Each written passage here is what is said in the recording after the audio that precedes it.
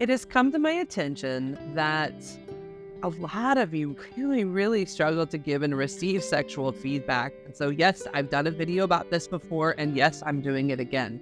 Today, I want to talk to you about giving neutral feedback. And so in these last few videos, I really have been talking a lot about sex neutrality. And so I want to stay in this vein and teach you guys a little bit about sex neutrality in terms of how we give feedback.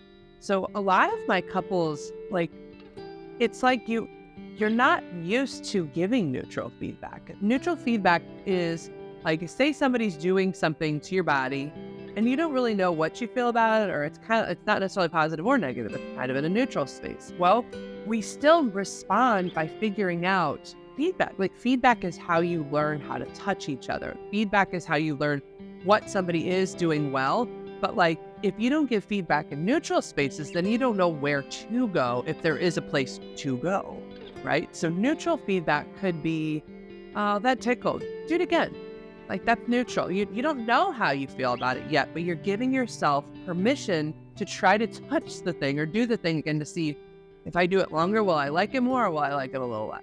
And so neutral doesn't necessarily mean there can't be a slight positive or a slight negative feeling to it, right? Because a tickle, if you think of it, it's actually multidimensional, right? When I get tickled, there's a little bit of a jolt. There's a little bit of tension.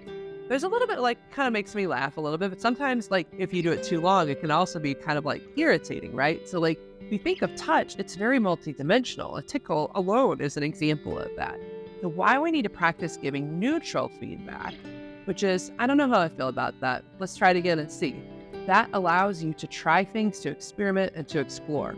And staying in this neutral space basically means stay very curious, try things, see what happens, and don't be too quick to move into that inner critic of yours, that, oh, judge, I don't know if I like that, I don't know. You actually don't know. That's the weird thing about your body. A touch when you first start a sexual experience will be very different than the same touch about 10 minutes into that sexual experience, 20 minutes into that sexual experience, or right at orgasm. Example, nipples. So if you touch someone's nipples, just random, on a random Tuesday, nipple touch, it might be I don't know, that feels strange, off-put. I don't know how I feel about that. Some people might be, oh, that's actually too sensitive. Why did you just touch me? It's Tuesday.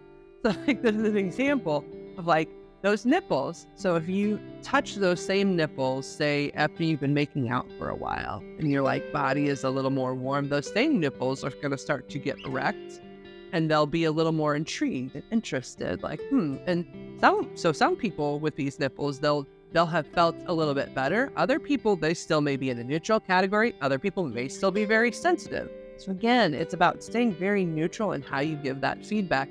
Ooh, they're very sensitive. Just be cautious. That's still neutral feedback, but it's clarifying, it's giving somebody an idea of what they can do. Or those are too sensitive. Why don't you touch around the nipple? The nipples aren't ready to be touched. Again, it's learning.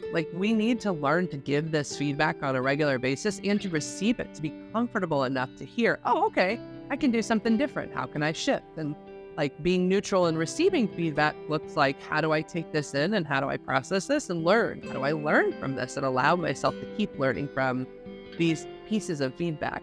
And again, if you think of those same nipples 20 minutes that are close to orgasm, for example, it's some women or some people, when they're ready to orgasm, you could pinch their nipples and squeeze them super hard and they'll be like, oh my God, that's amazing. Other people, they can at least be touched at that time. Other people don't touch those nipples for anything. And that's still a unique spectrum of touch and people and sensation.